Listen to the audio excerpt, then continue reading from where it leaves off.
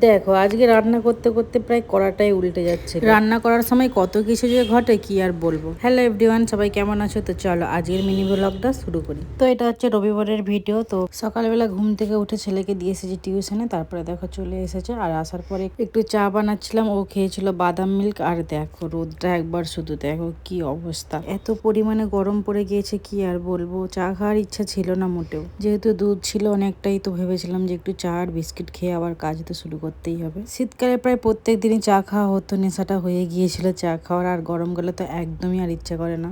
চা খেয়ে তারপরে দেখো বাড়ির সব কাজকর্ম সেরে চলে এসেছি রান্নাঘরে। এখানে আবার এনেছে চিকেন, যেহেতু রবিবার সেই জন্য চিকেন এনেছিল। এটাকে আমি এখন পরিষ্কার করে ভালোভাবে ধুয়ে নেব। তো আজকে আমি খাবো না, আজকে আমার নিরামিষ, কারণ কালকে আছে নীলের বার। তো সেই জন্য দেখো আমার জন্য নিরামিষ রান্নাটাই করব। আর এই যে দেখো চিকেনটা এখন সাইডে রেখে দিয়ে সব মশলা করে নেবো। আবার মাংস করতে গিয়ে মাথায় পড়লো হাত।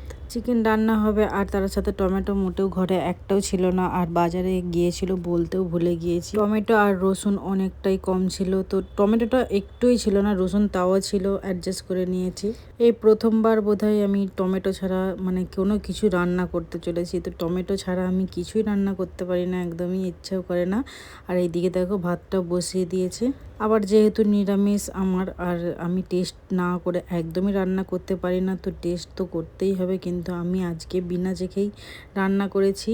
আর এই যে দেখো কথা বলতে বলতে পেঁয়াজ ভেজে একটু গোটা গরম মশলা দিয়ে তারপরে হচ্ছে মাংসগুলো দিয়েছি। আদা রসুন অল্প একদম রসুন ছিল, আদাটা ছিল, তো আদা রসুন বাটা দিয়েছি। আর দেখো এখানে কষানো হয়ে মানে হচ্ছে, আর তখনই আমি আলুটা দিয়ে দিই।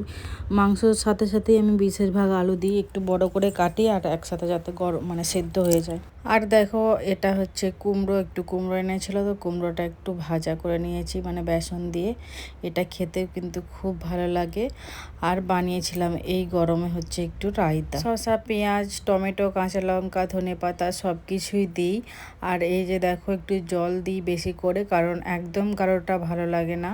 একটু বিট লবণ, তারপরে জল জিরাও দেয় যার যার ভালো লাগে। তো আমি এমনি বিট লবণ আর এমনি লবণ দিয়ে বানিয়েছিলাম। আর আজকে দেখো একদম মাংসর একদম পাতলা ঝোল করেছি, এক কড়াই ভর্তি। তো আমার তো এরকম ঝোল একদমই পছন্দ নয়, খুব একটা আমি খাই না, কিন্তু আজকে বানিয়েছি। আর দেখো এখানে সবজিটা হয়েও গিয়েছে আর মাংসটা মোটামুটি ভালোই হয়েছিল। আর এই যে দেখো এখানে এখন কোল্ড ড্রিঙ্কস খেয়ে নিচ্ছি। তো চলো বাই বাই, আবারও দেখা হচ্ছে।